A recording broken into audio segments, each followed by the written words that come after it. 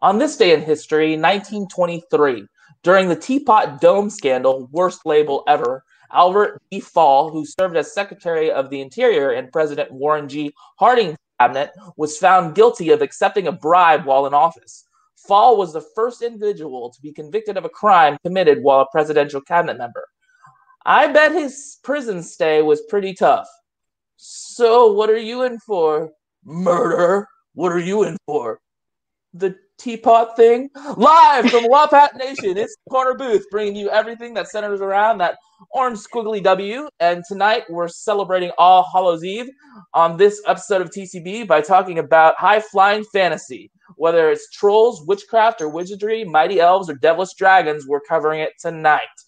And I'd like to introduce you to our great esteemed panel. We have Josh Townley and Debbie Goals and Lindsay Lippincott. So I need Josh to explain his costume first. Okay, if there are any Office fans, they will understand this immediately. But if you haven't seen The Office, I'm 3-hole punch Jim. He's known for his very simple thrown together costumes, and that's exactly what this was. And what about you, Debbie? Fairy princess. Very nice. The drippy sleeves and everything. Crown. And Lindsay. I am Morticia Adams. Yeah, that's great. And I am from Hogwarts. We have Nikki Pierce here, so we want to wave and say hello to you. Thanks for being here. We're going to start things off, get the brain juices pumping with a little game of categories. If you have not played categories, it's fairly straightforward. What I'm going to do is I'm going to give you a list of 12 categories. Over those 12 categories, you have 3 blanks under each category. You can go down, up, or side to side in that case. So, for example, the first category tonight is nicknames. Now, let's say that I roll a letter N, for example. You have to make sure that you go by whatever letter is rolled. If I rolled a letter N, then you could put Nat, Nikki, or Nico on that first row. And then you can go down the column. And Rita and Carl are here. So hello, Rita and Carl. Hello. Hey. Hello. So I'm going to name off the categories, give you some time to write them down, and then we'll use this dice roller that I have in my phone, and we'll get to it. So the first category is nicknames.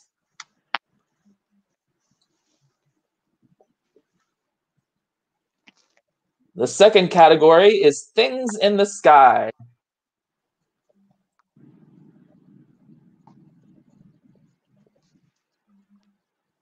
Third category is pizza toppings.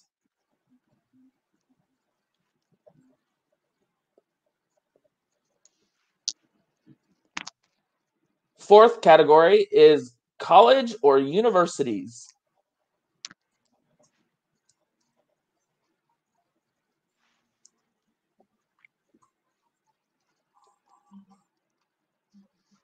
Fifth category is fish.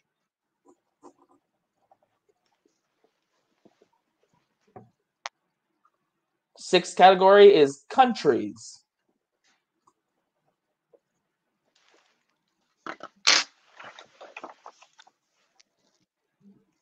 Seventh category is things that have spots.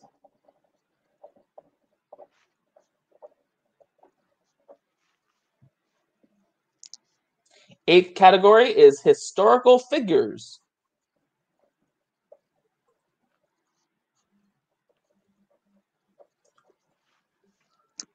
The ninth category is something you're afraid of.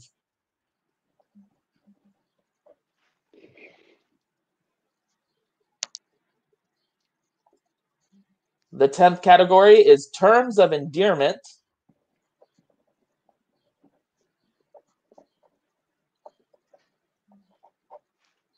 The 11th category is items in your room.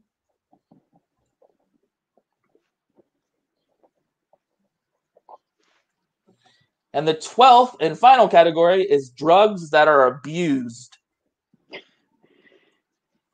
Very interesting. Okay. All right, your letter will be the letter M, as in Martha.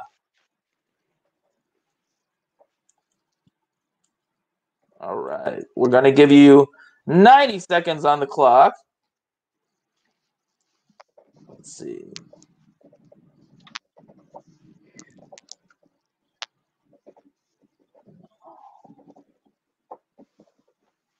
And here we go.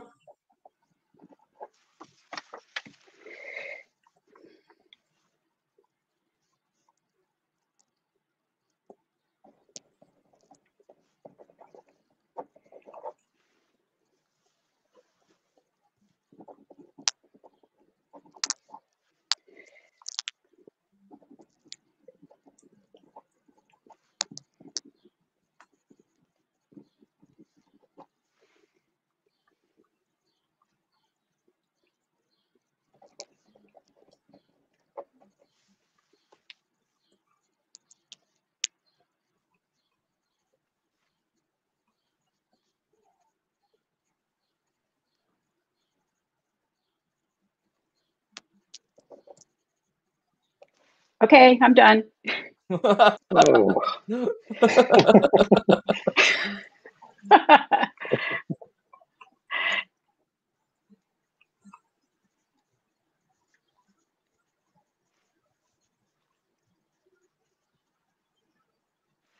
20 seconds. oh gosh.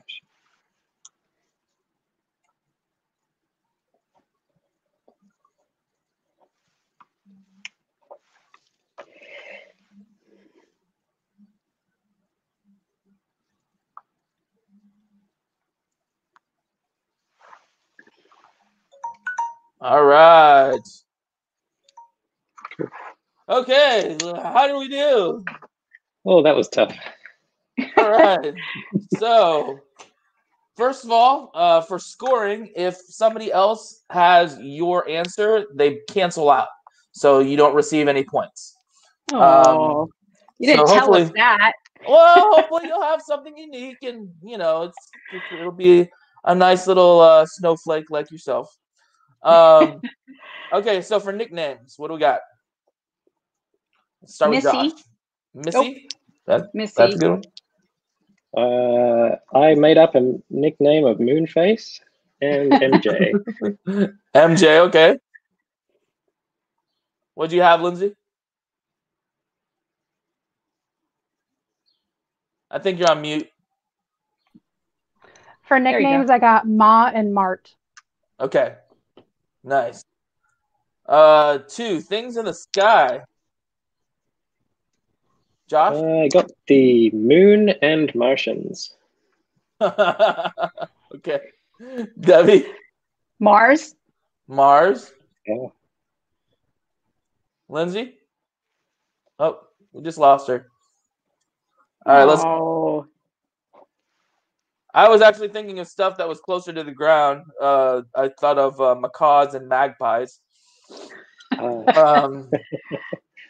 But your way works too. 3, pizza toppings. What about you, Josh?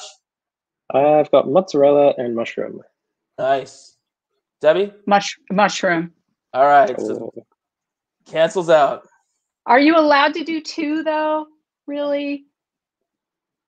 Which I thought one? we could do up to 3. Yeah, you could do up to 3. Oh, I didn't know. Okay, I wasn't paying attention. It's okay. All right. Colleges and universities. I've only got Monash. Okay, and Debbie? University of Michigan. Uh-huh. Number 5, I fish. almost wrote Michigan. I assumed there would be a university there. So for fish, I've got mackerel and marlin.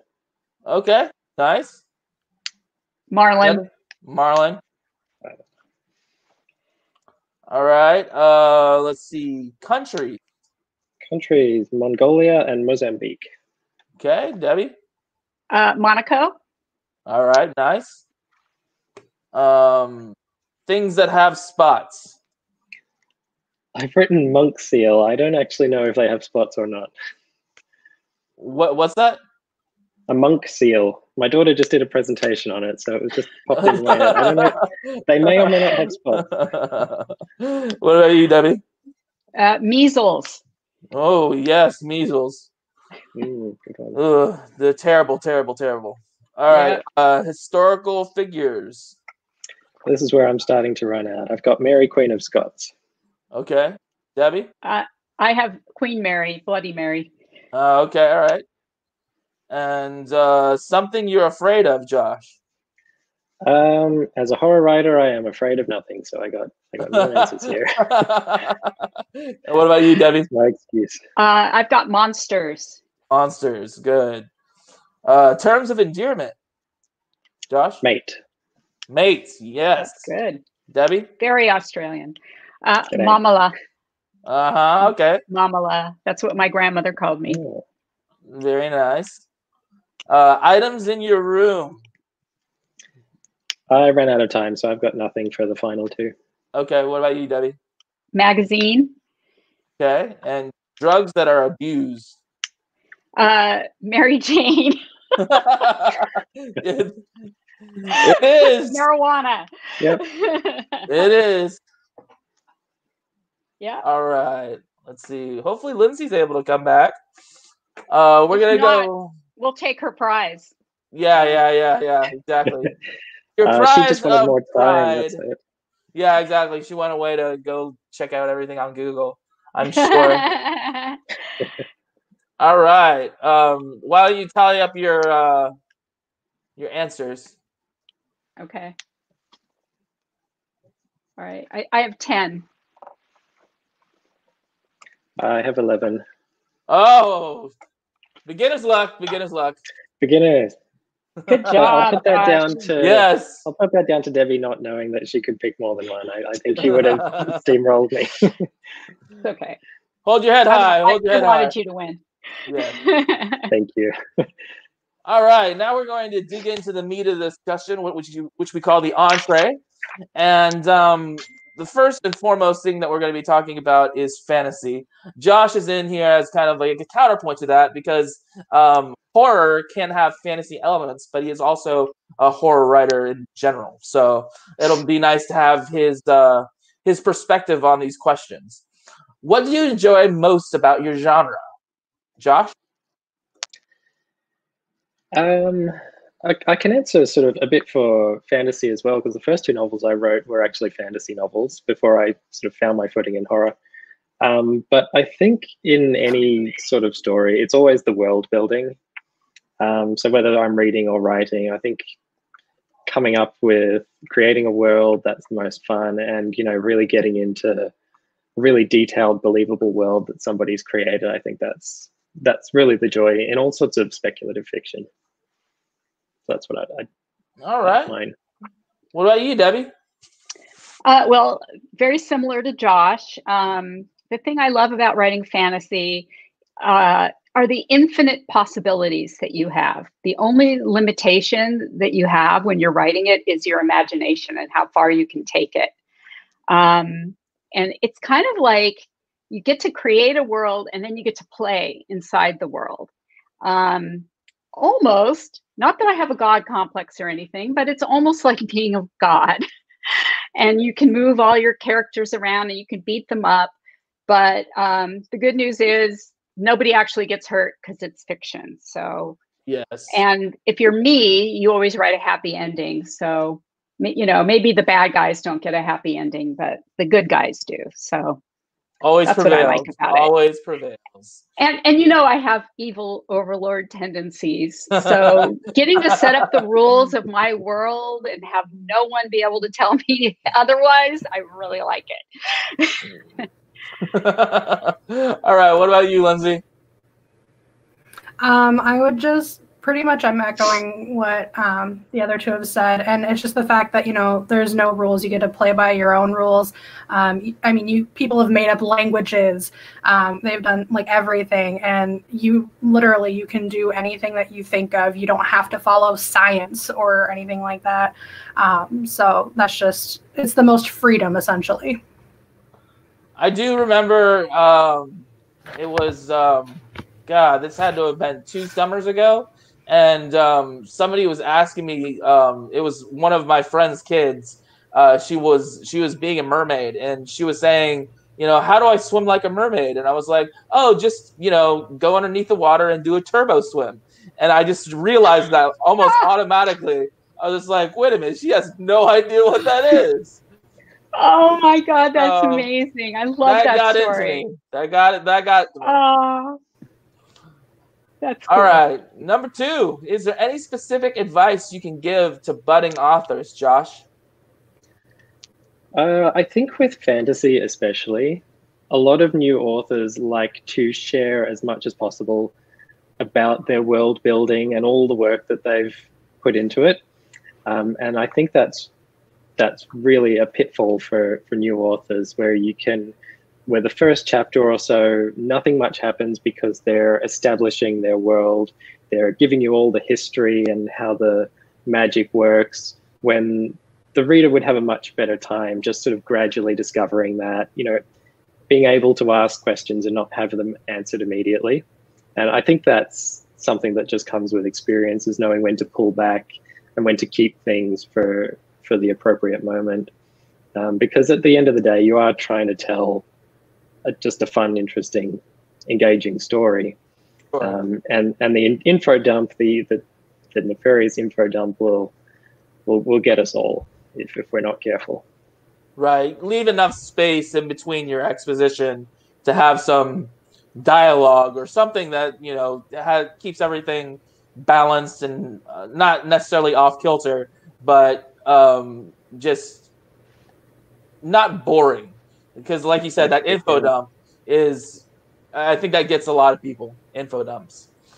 Rita Kovacs was saying no Muppets in that room for Debbie. I have this that somebody drew for me. Gonzo and Camilla. And that was before Dave and I got married. So that's horrible. I think that's it, though. I don't have anything else. Sorry, I'll be more prepared next time. Okay, so what about you, Debbie? Is there any specific advice? When I saw this question, my advice didn't go specific. It went wide.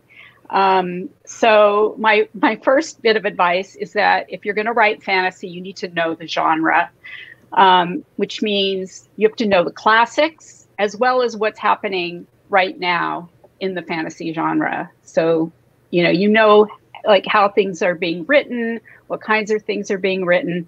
And I mean, this is actually, if you're interested in selling your work, you should know these things. You need to know who you're writing for. Are you writing for adults or young adults or middle grade? And, you can, that way you can actually focus your writing toward a specific group. And there are, of course, different kinds of fantasy. And the one that I don't write is high fantasy. But know what kind of fantasy you're writing. When you create your world, you need to know everything about that world, not just like some people will draw a map or something like that, which is super cool. I can't draw, so I don't do that. But you have to know what the customs of that world are, the religion, the economics of that world. So to give the reader, to make them feel like they're really immersed somewhere else, you need to know all of this. But you don't need to tell them all of this, like Josh was saying. One thing I learned at Taos Toolbox when I went about exposition is it's something that needs to be earned. So if you have like an action scene, a lot's going on, your reader's heart is pumping, then you can pop in some exposition and it's okay. But you have to earn the right to do that. And then the last thing I was going to say was, even if you're working with magic and it is your world, you have to have rules about your magic system. What I did when I was first writing fantasy is I would say, oh, I want some magic here, and I want to throw in some there, and I'll throw in some there. And then your characters aren't really having to work very hard, right? Because I just throw in magic whenever I feel like it. So you have to have rules, and there have to be consequences to using the magic. Hmm. That's really important. Nice, That's it. very nice. Lindsay.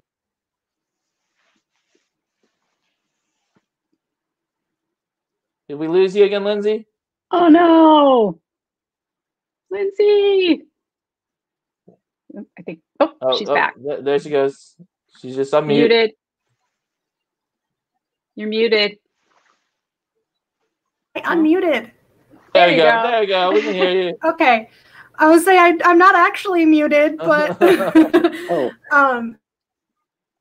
other two said, and like you as the author need to know your entire world. You need to know exactly how everything came to be, how like everything is working. You need to know it all, but you also need to know what the reader needs to know.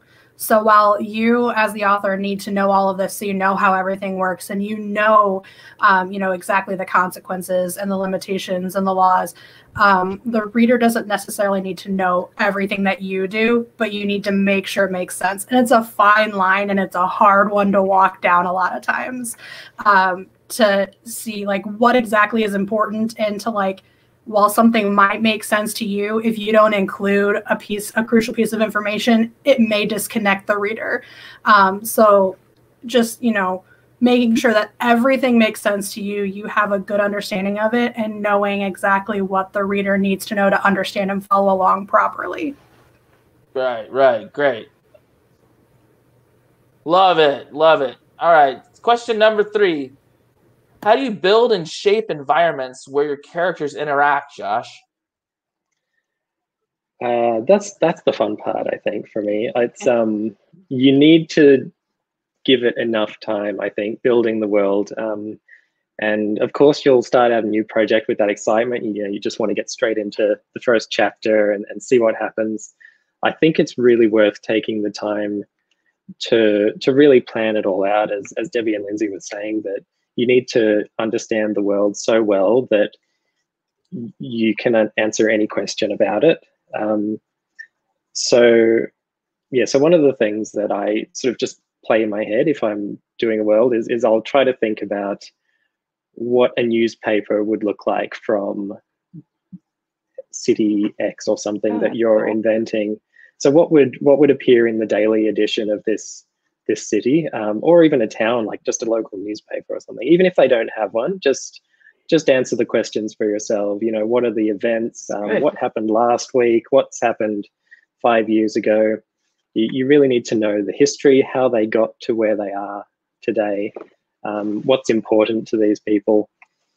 And I think once you've got that, and once you've got your characters, and the characters just as well, I think the best thing is to just let them loose.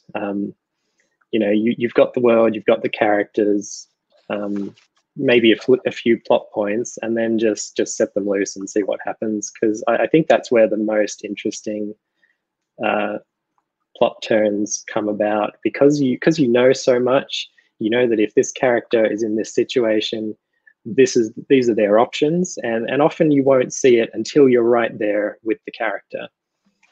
So that's how I like to approach it. That's really nice. I like that. Good. What about you, Debbie? Well, I'm feeling a little bit like a politician right now, that you asked me a question and I'm going to pivot and answer something completely different. But I guarantee it's not on purpose. I just read the question differently. So I read it as like, how do I develop a story or develop a world? And so I'm sorry if that's not at all. And so I use something called the what if method. And usually when I start, when I have an idea for a story, it starts with a kernel of something. And so, for example, the work in progress that I have right now, it isn't easy being queen.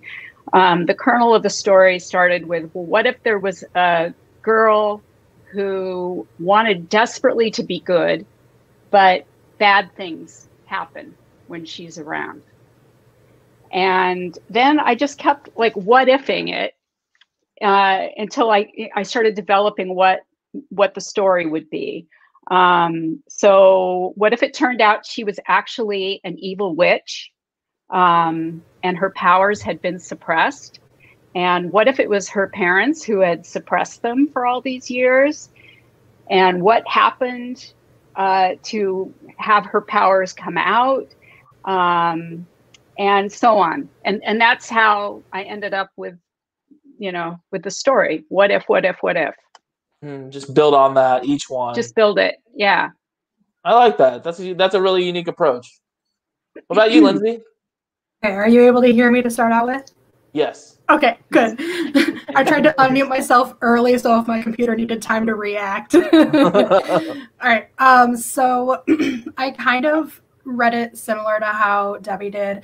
And like, for me. No, Oh no.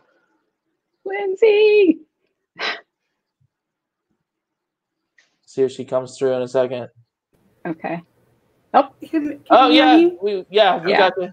Okay. All right. So I was saying that I don't think there's any one right way to really build an environment where your characters interact. It's going to be different for everybody. And like, even for me, it's different depending on what I'm doing.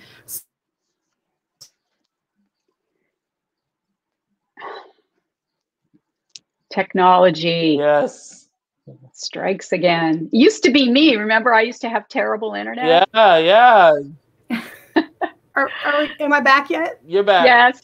Okay, so like with my fantasy Shadow's Edge, I created this entire world. So with that, I was like, because I knew that I was going to have, witches interacting with werewolves who also interact with fae creatures and like all of this. And I was like, okay, well, this is all going to take place somewhere else completely. Like there's going to be a normal world, but then it's also going to be like not necessarily a parallel world, but like another one where all magic exists, and they kind of try and keep separate.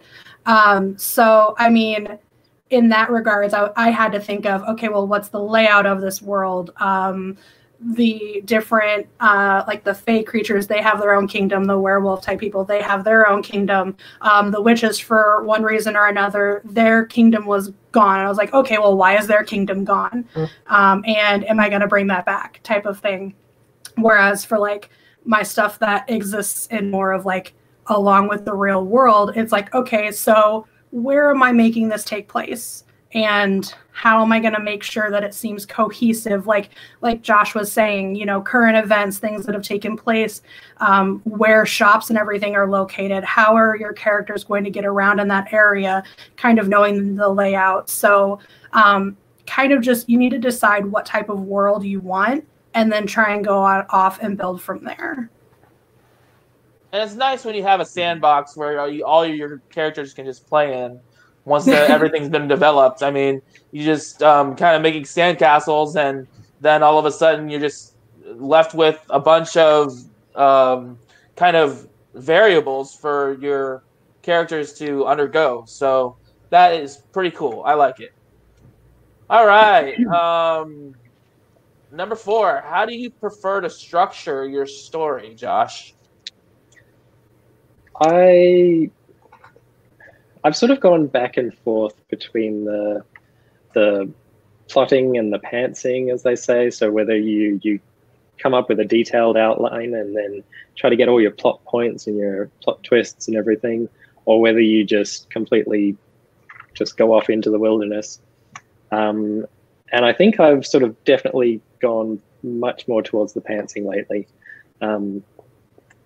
I find that if I have too much of an outline to follow, then I get bored, and the characters don't feel like they're acting on their own. They feel like they're just following what I'm telling them to do.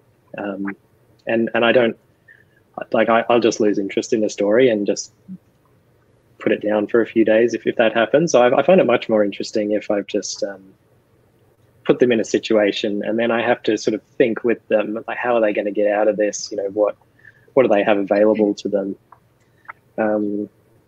In terms of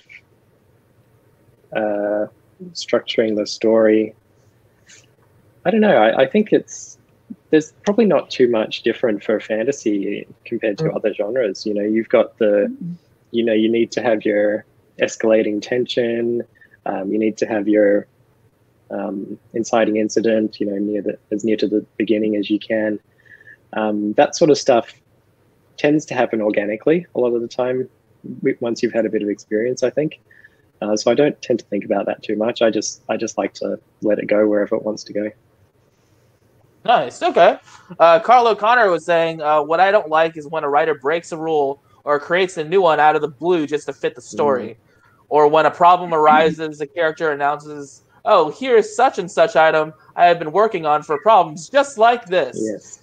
And that's like right on the nose. I mean, I've seen and read books that are just like that, where all of a sudden, here's this new thing that does this, and it's going to make everything better. So, always seems like a cop-out. What about you, Debbie?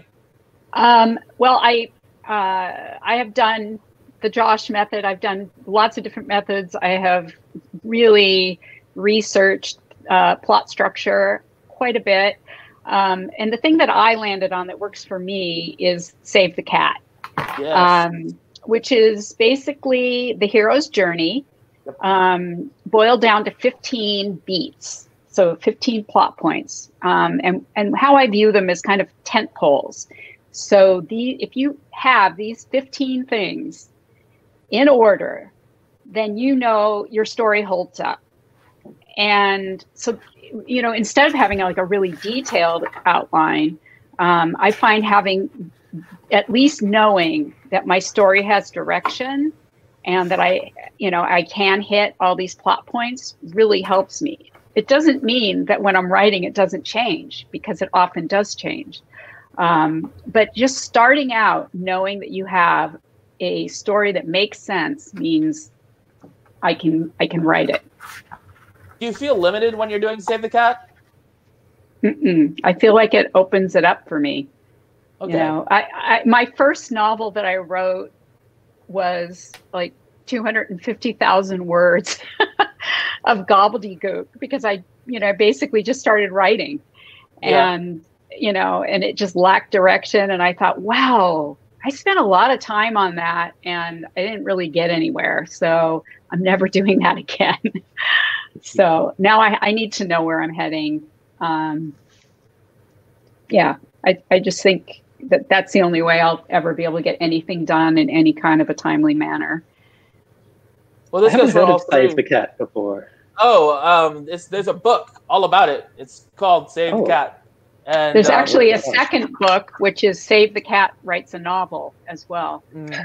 So there's the original Save the Cat is actually a screenwriting book, but it's great and it works really well for novels. But then there's the novel writing one as well. There's a website that breaks down many hundreds of movies that so you can actually see. And once you know the method and you're watching a movie or you're reading a book, you can tell exactly where. And now I find that when I'm reading a book, I'm like, okay, I'm at the 20% mark or the 25% mark. That means we're starting Act 2. And and it's inevitably there. It's like going behind the scenes at Walt Disney World and like seeing how everything works. Yeah. And it's just it's a really, really good tool to kind of base your stories on, and not only that, but see what you've done in the past that like does that clear the bar. Yeah. What about you, Lindsay? So for me, I am 100% a pantser through and through. I can't. So my hardest thing for me to do is come up with endings, period. I have countless unfinished stuff right now because I don't know how I'm going to end it.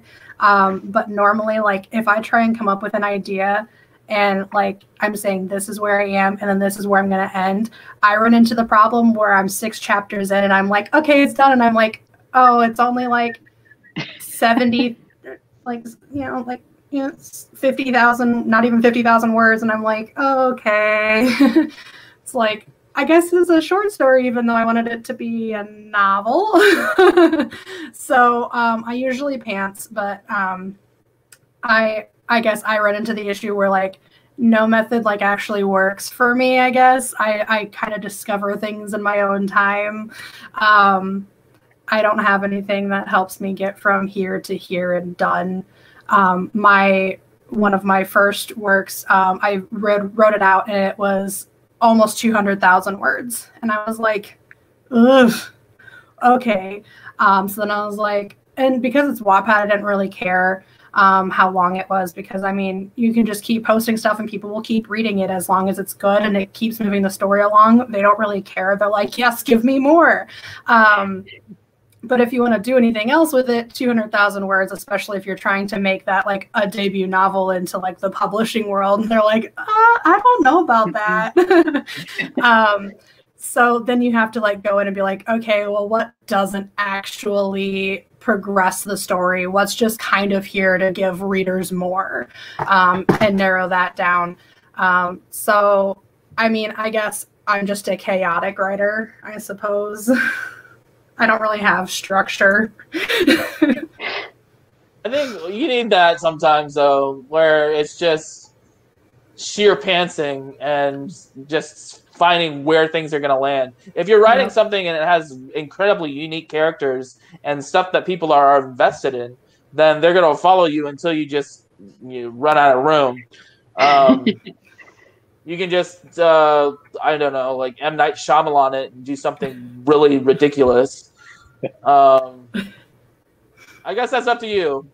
I'm looking forward to reading some of this stuff that you're talking about. All right. Question number 5. Have you ever had difficulty squeezing in all you want into a single story? Josh? This is an interesting one for me, because I think a lot of fantasy writers are probably on the long end of a novel.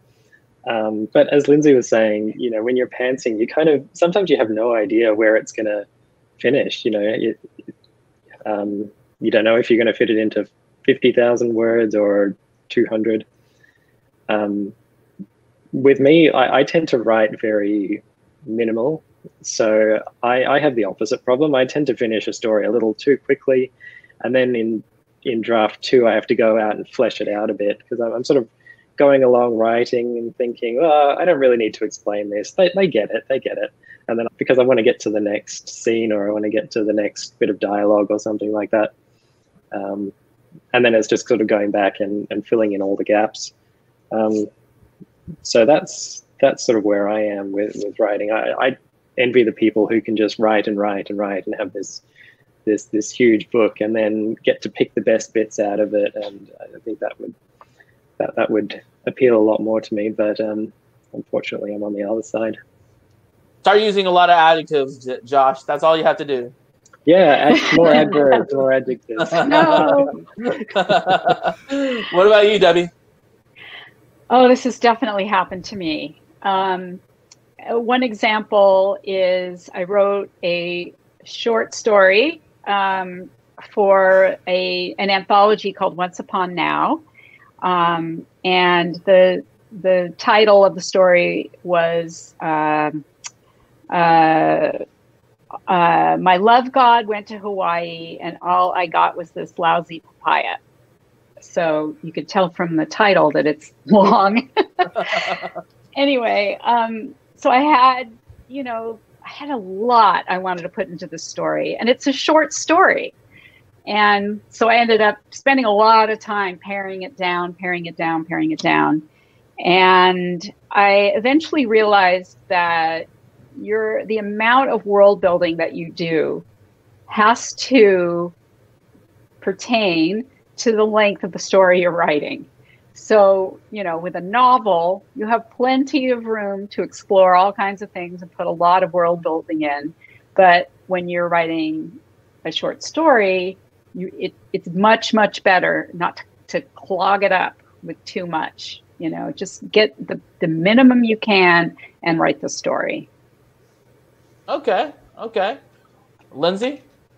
See, so my first part is going to kind of go off of the last question. I also tried to do a submission for that same anthology, and mine was where I came up with the beginning and I came up with the ending, and it was supposed to be like this person, this mermaid who's like human one day a year, and like meets a guy, and so at the end of the day, or no, she 1 week a year, so she gets 1 week a year to be human, and she meets this guy on like her last day, and then it's like she obviously leaves or whatever. And because I had my beginning and I had my ending, I didn't even meet the minimum word count, and I was like, done. I'm like, well, crap. But I've definitely had difficulty.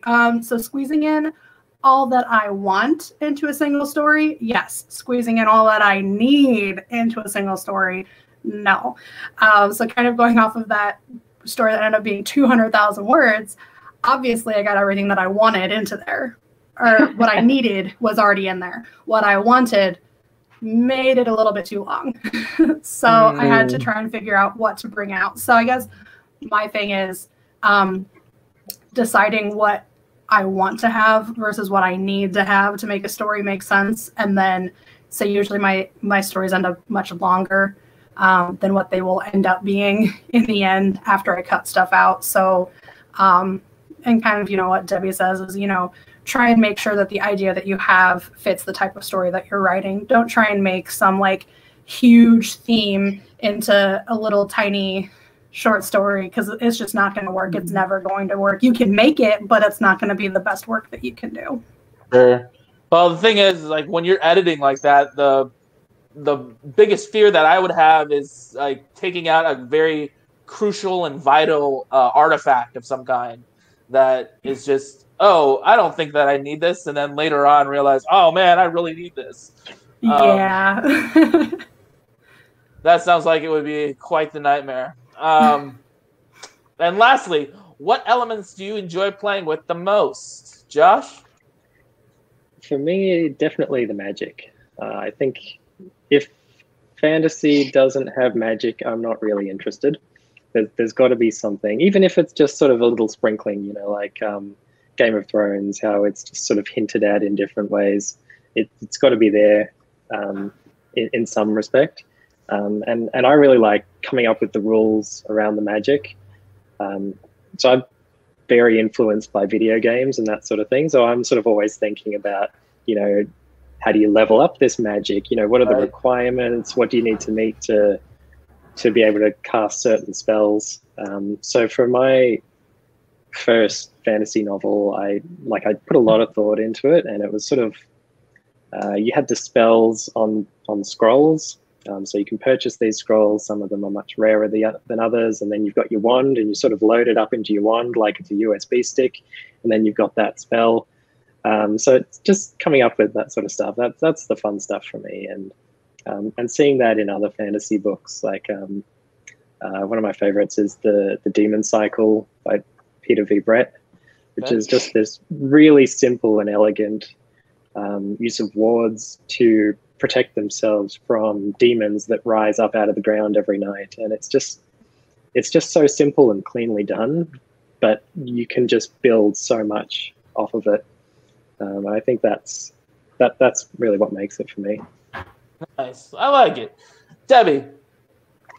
I think my favorite thing to do in the fantasy genre is to twist fairy tales. When I was a kid, I read a lot of fairy tales. I absolutely loved them. But as an adult, I look at them and I think, wow, they have some kind of screwed up rules of the world. Like, it's mostly the woman being passive and getting saved by some handsome guy who's got a bunch of money. And I don't necessarily think that's a really good lesson for girls to have. What happened? Yeah. Yeah. So I like digging in there and twisting it. A book I finished, a couple months ago, it was called Prince Charming Must Die. And it's the story. What made me think of the idea was that in fairy tales, all the Prince Charmings are essentially the same character. He's just somebody who's handsome, has a throne, and he can ballroom dance. So that got me thinking, well, maybe there is only one Prince Charming, and he's married to all the princesses. And the princesses get together and they realize what's going on and they set out to ruin his life. So that's just an example of the kind of thing I like, just to take something that's familiar and twist it and make people really think about what that fairy tale means. And it reminds me of, did you see the second Wreck-It Ralph? Wreck-It Ralph, no, I started it, internet? but yeah, I started it, but I couldn't really get into it. Oh, so man. Should I go back? Yes, absolutely. There's a scene that you have to see, and you'll know what I'm talking about just because of the way you described your book. It's just perfect, and they got a lot of the original cast back from several different movies to make it happen. So it is really good. Lindsay. Yes. So despite what most of the content is on my page, and how it's heavily creature focused, I would say that my actual most favorite element to play with is also magic, just because like there's so many different ways that you can do it. Do you follow the threefold rule where whatever you put out there comes back at you threefold, or do you play with the element of like, in order to create something with magic, you have to take energy and stuff from something else, or do you go with an idea of like, someone is only able to do a certain level of magic based on how much power they have within themselves. So like there's some people that are like master sorcerers or whatever, and then some people can only reach a certain level, type of thing. So just the fact that there's so many different ways that you can deal with it, as long as you still create those rules and you set them, and there's just so many different variations. So that's what I like to play with.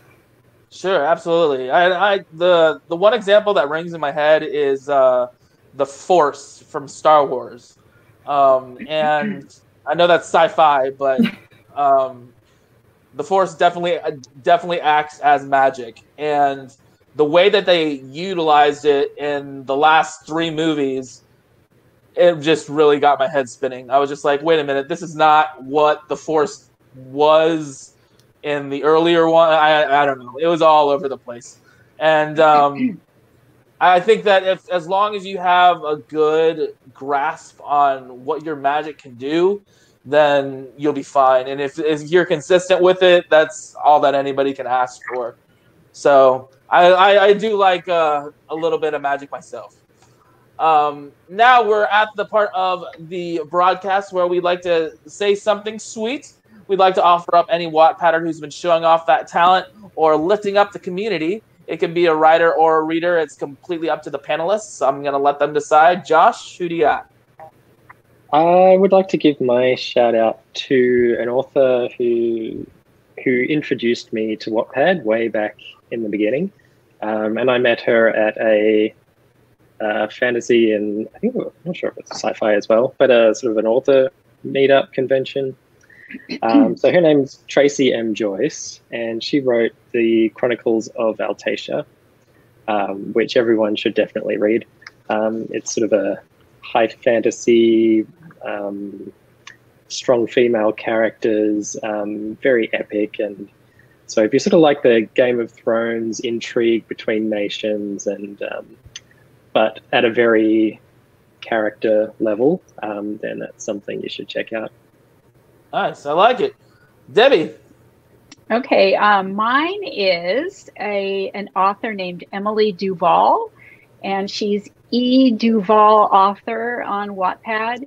And the reason I want to shout her out is she is also an author in the Paid Stories program, as I am, and she is someone who is extremely supportive of other writers with books in the program. It's sometimes difficult because when people have to pay for the book, there's not as many readers or people who comment, and she makes it her business to do that and to support the other authors in the program, and I really appreciate it. And she has a book in Paid Stories called Trust Your Heart, and it's about an autistic woman who falls in love with a lawyer who's defending a man who wants to kill her. And it won a Waddy last year. And so everybody should go check her out. And I will also tweet about it so that everybody has her contact Awesome. in Wattpad. Love it. And Lindsay? So mine this week is a little bit of a cop-out. And I want to put it out to basically everybody that's been reading and following my works lately, because with the pandemic and everything, I've been working so many hours. And when I haven't been working all those hours, I've been trying to do home fixes and everything and improvements and everything on the home that I've been here for almost a year now. And so my updating has been less than consistent. And for the most part, my readers have been impatiently patient with my uploading schedule and stuff, and I'm still getting really nice messages and stuff from people. So it's going out to those people being nice. Aww. Yeah, we always like the nice people. Yes. Mm-hmm. And as we close, I'd like to give a chance to leave our audience with a piece of advice, which can fit in a tweet, 280 characters. Josh, what do you have? I haven't counted the characters, so hopefully this fits, but I've got put as much care into building your characters as you do into building your worlds. Oh, that's nice. That's very nice. Good. Debbie? Okay, so mine is actually like a two-parter. The first thing, I'm kind of sneaking in another shout out. I'm really sorry, but we have this big election that's coming in the United States, and there's a bunch of authors on Wattpad who've gotten together, and it's on Kellyanne Blount's profile. It's called the Voting Block Party, and a bunch of people have written articles about what to expect when you're voting and why vote and all this kind of stuff. It's nonpartisan. But they're going to start posting chapters, I think, tonight or tomorrow, and I'll tweet about it so that people can go check that out, and everybody should do so. And so along with that is my tweet, which goes, "The residents of fairy tale kingdoms don't get to choose their leaders, but we do. So vote." Very nice. Well said. Lindsay? I'm not sure if mine falls within the tweet thingy, but Twitter recently did this thing where you can just like keep building onto your tweet, so it's going to work anyway. Yeah. So mine is, write the story that you want to read. Don't worry about what others want.